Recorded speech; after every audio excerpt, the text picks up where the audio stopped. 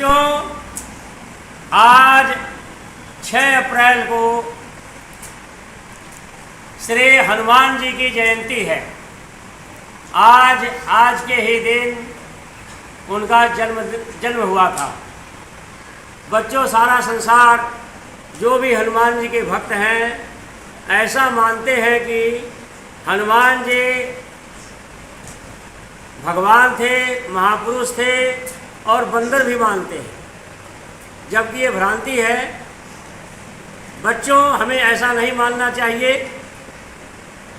देखो, हनुमान जी का जीवन चरित्र जो कुछ मिलता है वाल्मीकि रामायण में जो लिखा वही सत्य है, और बाकी इधर उधर जो और भी अन्य पुस्तकों में, ग्रंथों में या अन्य रामायण में जो मिलता है उसमें बहुत सी बातें झूठी हैं, कुछ सच्ची हैं। वाल्मीकि रामायण जो वाल्मीकि जी भगवान रामचंद्र जी के काल में हुए थे, उन्होंने 12,000 श्लोक का रामायण लिखा था। लेकिन बाद में बौद्ध काल गौतम बुद्ध के पश्चात उस रामायण को में मिलावट करते करते 24,000 श्लोकों का रामायण कर दिया गया, यानी रामायण को दूना कर दिया गया। रामायण में बड़ा भारी प्रक्षेप हुआ, और जैसे कि कहा जाता है कि सीता जी की अग्नि परीक्षा, शंबुक का वध, ये सारी की सारी बातें कल्पित हैं। उत्तर रामायण में शंबुक वध एक कहानी है जिसमें आता है कि एक ब्राह्मण का बेटा जवान अकाल मृत्यु को प्राप्त हुआ। फिर ब्राह्मण बड़े खिन्न हुए। उन्होंने भगवान राम से शिकायत की कि आपके राज्य में कुछ अनर्थ हो रहा है, और क्योंकि ब्राह्मण का एक जवान बेटा बिना बीमारी के मर गया। फिर वे बताते हैं कि देखिए, आपके राज्य में एक शूद्र तपस्या कर रहा है, उस तपस्या का शाप लगा है कि ब्राह्मण का बेटा अकाल मृत्यु को प्राप्त हुआ। तो भगवान रामचंद्र जी शंबुक का वध कर देते हैं। अब इस घटना को लेकर के बहुत से उल्टी सीधी व्याख्याएं आज हो रही हैं।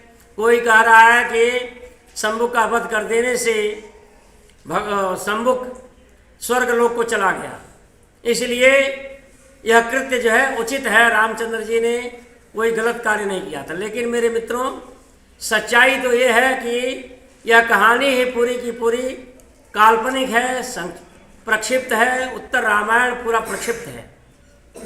तो इस तरह से रामायण में बहुत सी बातें ऐसी मिलती हैं कि जो सच्चाई से परे है।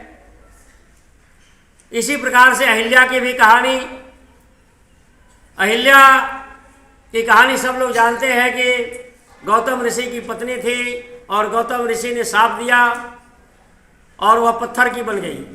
यह कहानी पूरी की पूरी झूठी है।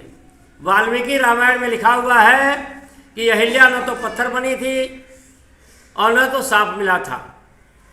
अहिल्या के वाल्मीकि रामायण में लिखा है कि जब रामचंद्र जी और लक्ष्मण जी विश्वामित्र जी के साथ जनकपुरी को जाते हैं तो रास्ते में एक आश्रम पड़ता है।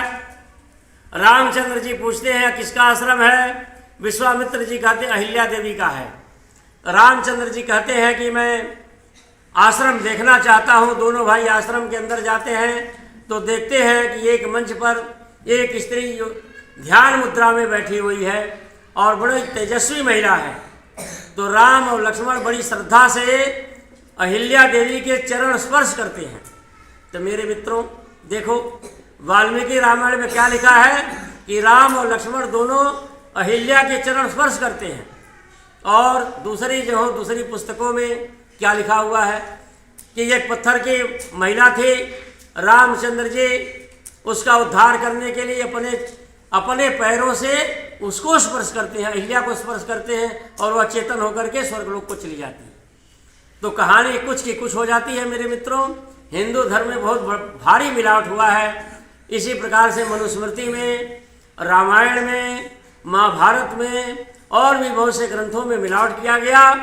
लेकिन जिस प्रकार से विद्वान लोग या पूर्वापर विचार करके, भाषा शैली को देख करके यह समझ जाते हैं कि कौन सी बात सत्य है, कौन सी बात प्रक्षिप्त है, और सभी मत मजहबों में मिलावट हुआ है।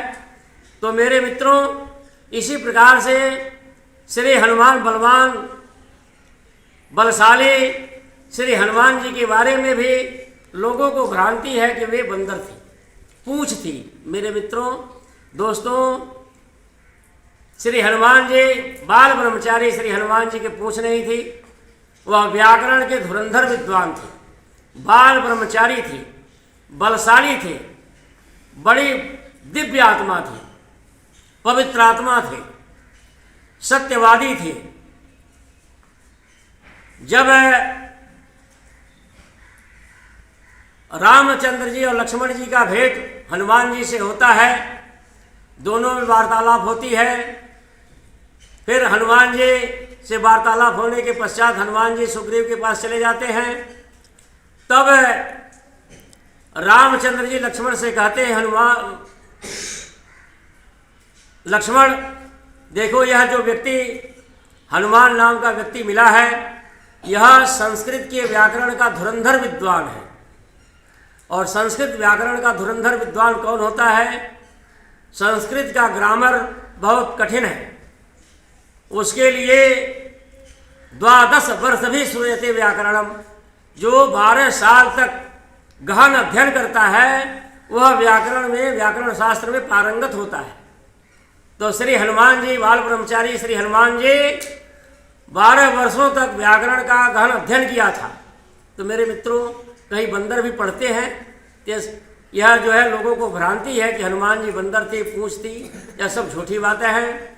हनुमान जी जिस प्रकार से हम मनुष्य हैं, इसी प्रकार से थे, और बड़े तेजस्वी पुरुष थे, बड़े बलशाली थे, पवित्र आत्मा थे, बाल ब्रह्मचारी थे, और श्री रामचंद्र जी की बड़ी भारी सहायता की।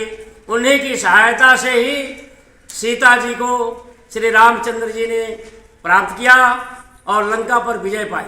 तो आज हनुमान जयंती के शुभ अवसर पर बच्चों हम यज्ञ करेंगे, और ऐसे शुभ अवसर पर मैडम श्रीमती रश्मि सचदेवा जी और गुरु माँ तरुणा जी के तरफ से नारियल का प्रसाद का वितरण भी हो रहा है। तो हम श्री हनुमान जी के जयंती के अवसर पर परमात्मा से प्रार्थना करेंगे कि आप दोनों, श्रीमती रश्मि सचदेवा जी और गुरु तरुणा माँ दिव्य दरबार वाले, आप दोनों का परिवार सदैव स्वस्थ रहे, निरोग रहे, घर में शांति हो, खुशहाली हो, ऐसी प्रार्थना करते हुए आज हम श्री हनुमान जी की जयंती यज्ञ के माध्यम से मनाएंगे। तो बच्चों, अब यज्ञ प्रारंभ करते हैं। ओम भूर्भुवः स्वः।